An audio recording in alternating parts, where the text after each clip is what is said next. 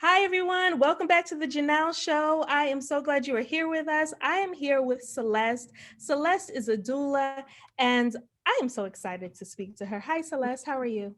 Hi, Janelle. Thanks for having me.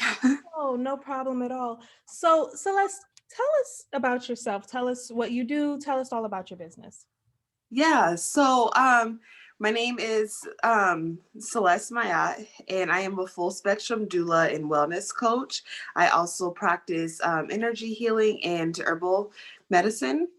Um, Light as a feather kind of encompasses all of that, and I love it. My practice because it has kind of grown as my skills and my the way I heal myself and how my personal womb journey has grown. Light as a feather has grown with that. Light as a feather started about 4.5 years ago. Mm. And it started out just doing vaginal steaming. Have you heard of Yeah, vaginal yoni steaming? steaming. Yeah, Yes. yoni steaming. Mhm. Yeah, because I was doing it for myself to help with regulating my cycle, and I loved it so much. And I was like, "Ooh, everybody needs to do this." So I started yoni steaming, selling the herbs, herbal blends, as well as doing the service while I was in college. And in college, I was going to school for wellness coaching, and I created my degree. So it's alternative healthcare, or excuse me, it's wellness coaching for marginalized communities. And the Mhm. degree plan included alternative healthcare, wellness coaching, and Africana studies and women's studies. I kind of blended my degree to create this and to kind of work with light as a feather. And also towards as I was in school and as I was doing yoni steam, I was learning the benefits of yoni steaming when it comes to like perinatal support. So a Mhm. lot of women were using for yoni steaming for fertility and trying to get pregnant. A lot of people were using it postpartum. That was also a really big one. And for those who were choosing to have an abortion or had a miscarriage, they were using yoni steaming. And so that's kind of what got me into like the doula work. I one, I sat in on a friend's birth, and that was like super transformational for me. So I was like, oh, I really like this. Being a doula and supporting people giving birth. And then I got my postpartum doula certification, and it just kind of became like a trickle, like it just literally unfolded. Like, so I just kind of started learning all the different ways to support women in and out of the labor room, before the labor room, at home and stuff with their womb health and their journey through reproduction. And I was kind of able to mix my wellness coaching, my women's studies and wellness coaching, and alternative medicine into that practice. So not only was I doing yoni steaming, but I began coaching women and people with wombs and supporting them and learning how to connect with their wombs, learning about menstrual health, especially for fertility, and then coaching them through the labor process and things like that. So yeah, and yeah, so then it just kind of carried on again. Like I said, I'm full spectrum, so I do everything from fertility up into bereavement. I love it. I love it. That's wonderful. So, that's so. I want to talk about. Wait, first, how is it going with COVID and birthing and all that? I just had a baby and I was just so scared. Um, Yeah. because it was right in the middle of COVID. We didn't know anything. She came in July and it was very scary for me. So how is it right now for you being a doula and having to deal with these births? So before I got pregnant myself, I was still in the labor room. So some hospitals were allowing doulas to still come in. Some were kind of iffy about it, but luckily, the few clients that I did have in 2020, I was able to be there in the room with them. Of course, we would just have to, and each hospital, excuse me, each hospital had a different rule of what they Mhm. wanted. You know, so excuse me, some everyone had to have a mask on. Some didn't. Most times, fortunately, they did not want the birthing person didn't have to wear a mask, which I was like, thank God Right. for that. And so yeah, there's just like a lot of pushback on like having doulas, and it's even to like even going on now. I'm in a Black doula collective, and a lot of them are still like we're always texting like, oh, what's the rules at this hospital, and so it's always evolving and changing. But a lot of hospitals are starting to see the importance of having a doula. But what I've also seen is there's definitely an increase in having home births in birth centers. So for my personal birth, my goal is I will be having a home birth. Mhm. And so just because of the free range that I get in giving birth, and even if it wasn't COVID, I still believe in having a home birth just because for me personally, I get irritated just being in the birth room, knowing when hospitals are trying to push interventions that aren't necessary just for Mhm. the. So I was like, I really don't want that for my own birth. I really don't want to be constantly turning down interventions. And so the reason why I wanted to do a home birth is that I just know that my midwife and birth team will accept the physiology of birth and Mhm. allow it to just go the way it wants to go. And if intervention is absolutely needed, then we'll go that route, but that's like the last resort, and that's when it's absolutely needed. So that's something that why I chose to have a home birth. But I am seeing an increase in home birth and birth centers, at least here in Denver. So since COVID, yeah.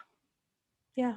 Yeah, it's very scary for a mom that's in that process in these times, definitely. So I'm glad that you're there for them. That's wonderful. Thank Thank you. you. Yeah. But as of now, both being in COVID and being pregnant myself, I now do more virtual coaching when it comes to birth. So a lot of my focus now has been on prenatal coaching. So I have a few clients now that I'm supporting them through the prenatal process. And I do think that because I think being a labor support person, I didn't really feel like I needed to actually give birth to be a support for that. But prenatal, I'm actually kind of happy that I've been through, at least so far, half the process. I'm 21 weeks, so I'm halfway there. I'm really able to coach moms in the more spiritual, emotional side of carrying the baby, as they get prepared for pregnancy and things. Because I think as a labor coach, it was a lot of like physiology stuff, and understanding evidence-based practices and stuff like that. And I was always on my P's and Q's about those things to support the mothers in the birthing families. But now I do feel like I have a deeper relationship with like the actual pregnancy process and supporting moms that way. So I'm doing prenatal coaching. So right now my practice when it comes to being a doula looks more like prenatal coaching and postpartum coaching. So the postpartum coaching is again, it'll be all virtual. Jumping on every week, every 2 weeks, supporting you with lactation, supporting you with any questions, helping you manage like the emotional side, the hormonal side of, balancing a new family, the new relationships and dynamics within the home and things like that. So I'm really excited to be doing that. So that's kind of what my doula work looks like as of now. I support women 35 weeks up until 2 years postpartum, Wow. because from what I've heard, it's through my past clients who I've done postpartum work with, um, they didn't really start to feel like themselves until about 2 years, you know?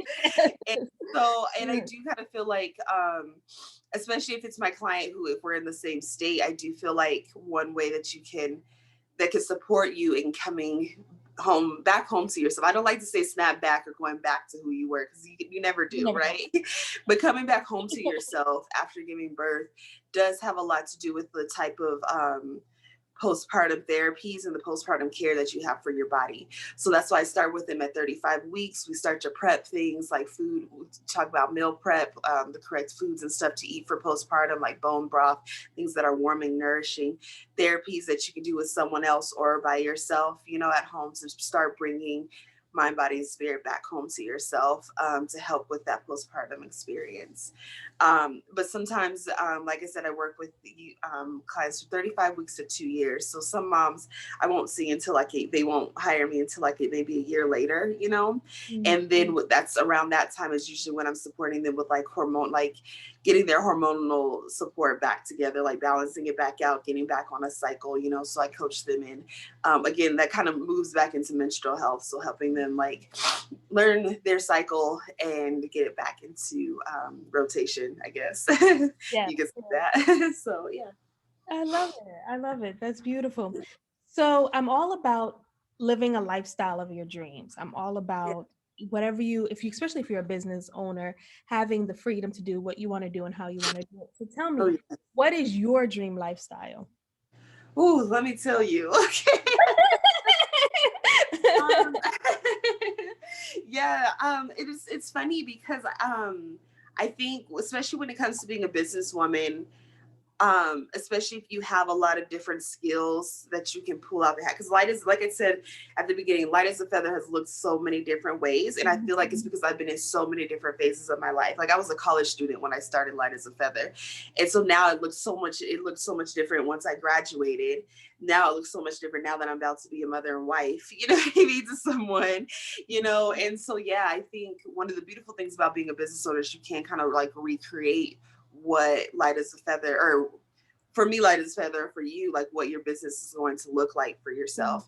And so to answer your question, like what my ideal lifestyle would look like, it's definitely being a stay-at-home mom. I absolutely am excited, and that's another reason why I like moves my doula business to more coaching, because not only COVID, but I was like, I really want to be at home with my children. I'm reading a book right now called We Live for We, the political power of Black motherhood. And she was speaking to just how powerful and revolutionary it is for a Black mother to be able to choose to be a stay-at-home mom, you know?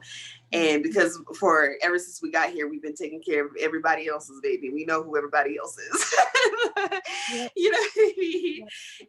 And now we, you know, so to be in a place where you can choose to be that. So my ideal lifestyle is definitely being able to support mothers from home while I'm at home, virtually and things like that. And yeah, to be a stay-at-home mom, to eventually get a house. We live in a duplex now, but we're planning on moving into a house soon. And just to be like finding a constant harmony within my role as a business owner and who I am personally, as well as a mother and a wife. Um, I don't always like to say balance, because I don't feel like it's always going to be like this, right? Sometimes it's going to be like this, sometimes it's going to be like this, you know? But when there's harmony there, I feel like it's more like a dance, and knowing like when it's time to pull back in for yourself and when it's time to give, you know? And so I think my ideal lifestyle is knowing that balance for myself.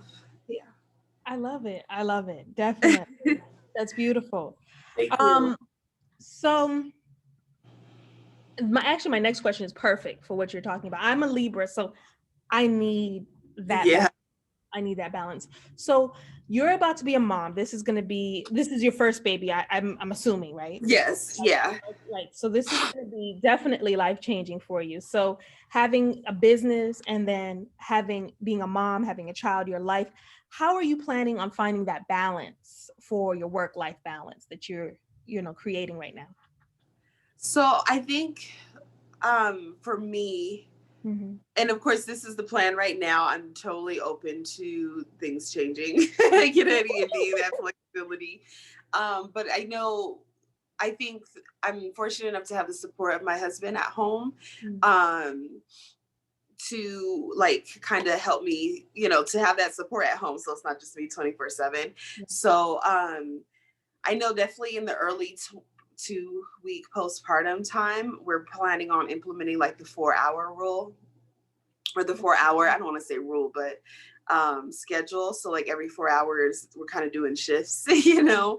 Mm-hmm. So the first four at 6 to 10 would be like my time, 10 to whatever would be his, and continuous like that throughout the 2 weeks.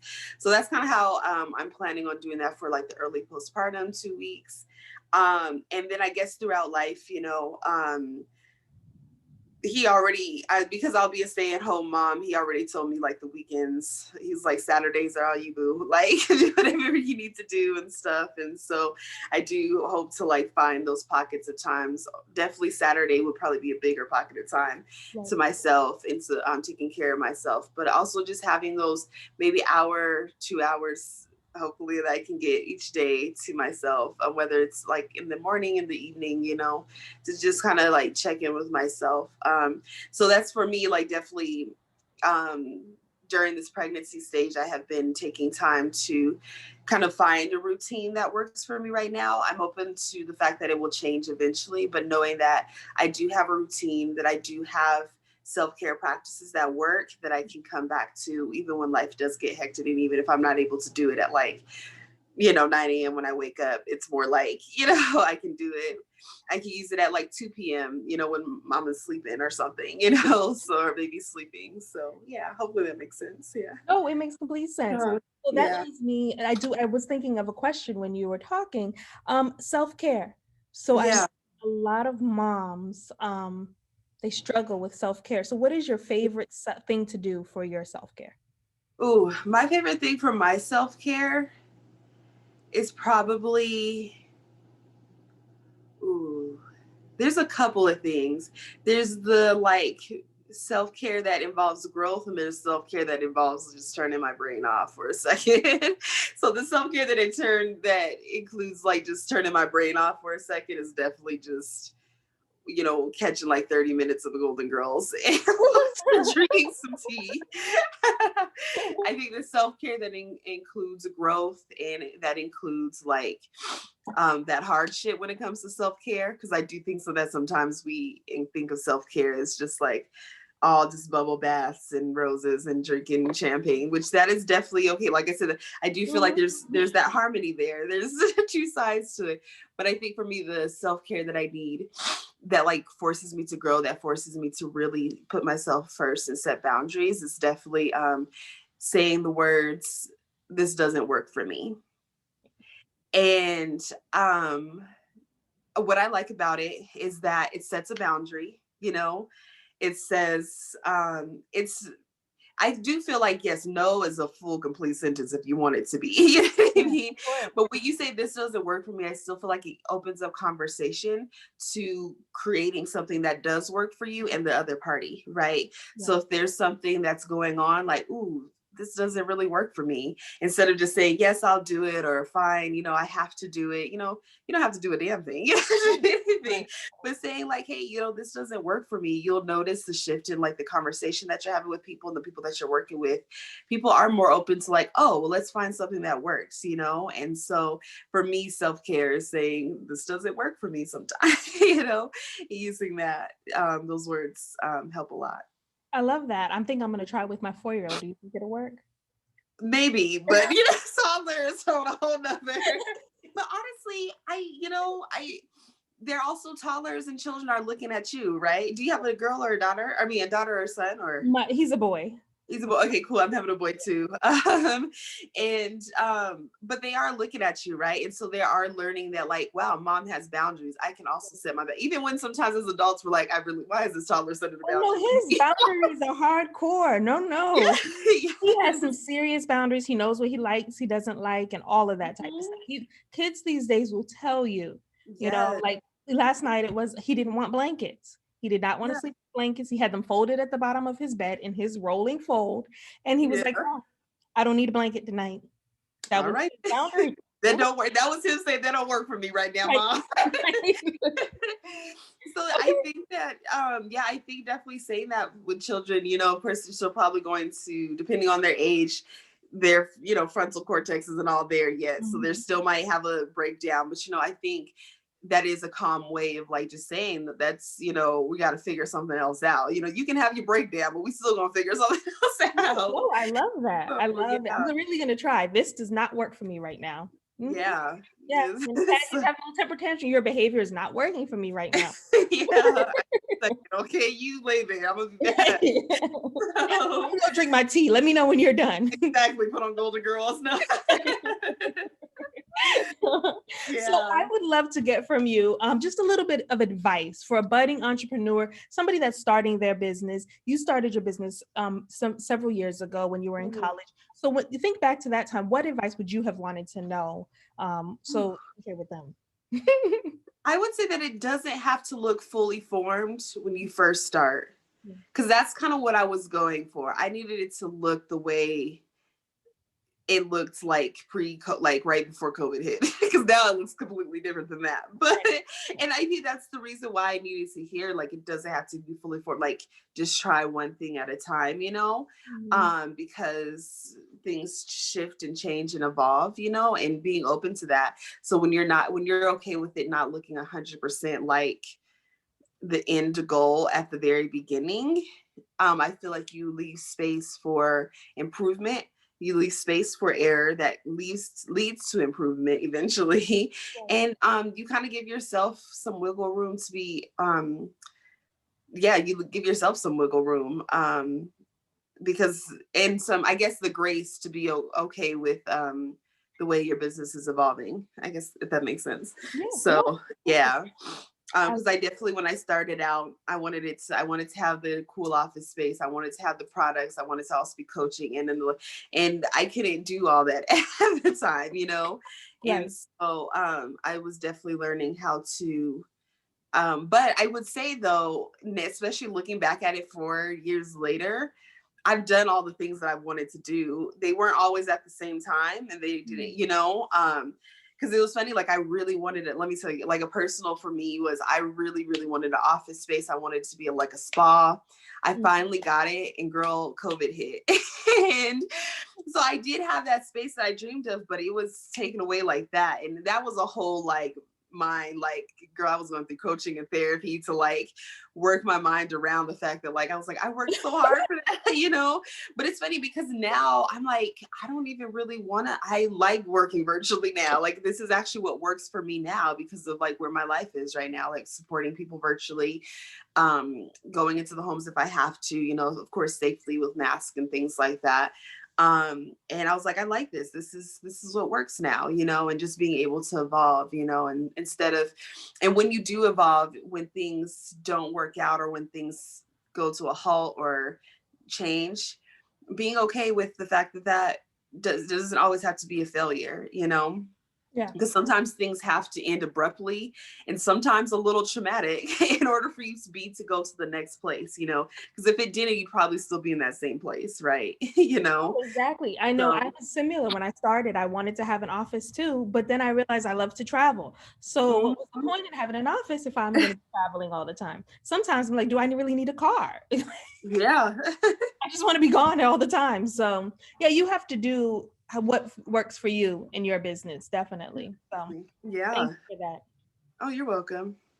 So my last question really is, and as you've kind of actually already given this to us with We Live for We, Uh-huh. the book. I love to read books. So Yeah. I'd love, for you to share, what you're reading. You told us, yes. Yeah. We the Political Black Power of Motherhood by Danny McClain. I'm reading it with my Doula collective.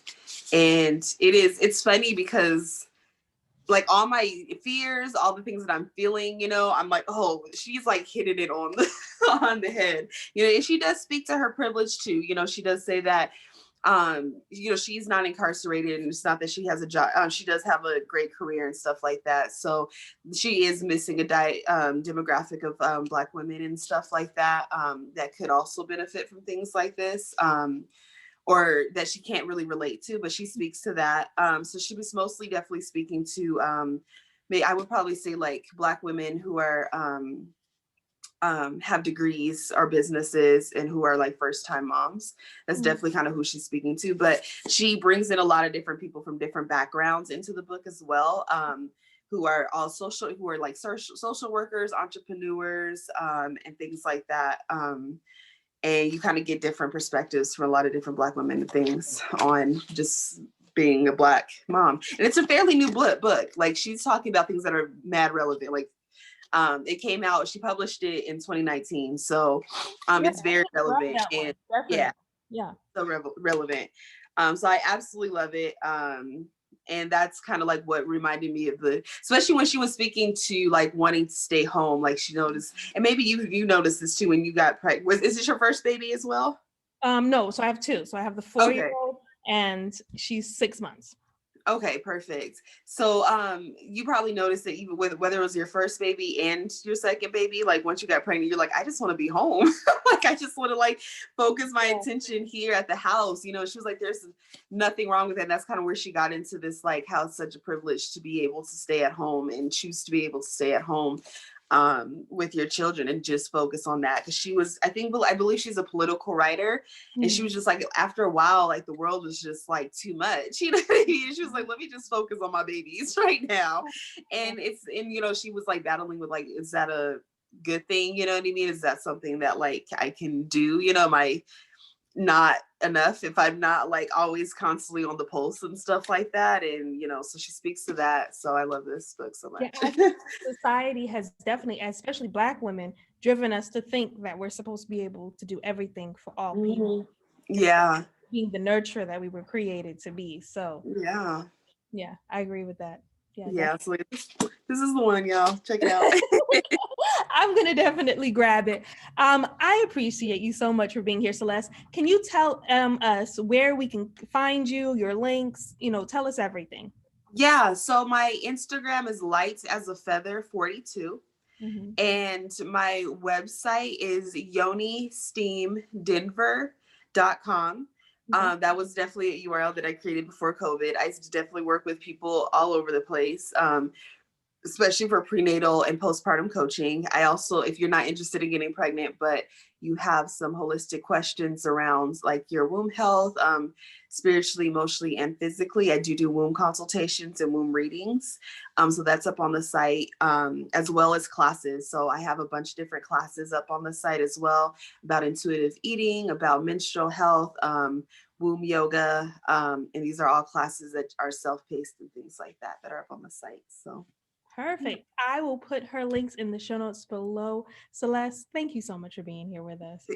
thank you so much for having me. All right, thank you. And you guys are listening to the Janelle Show. You guys have a great day. Bye.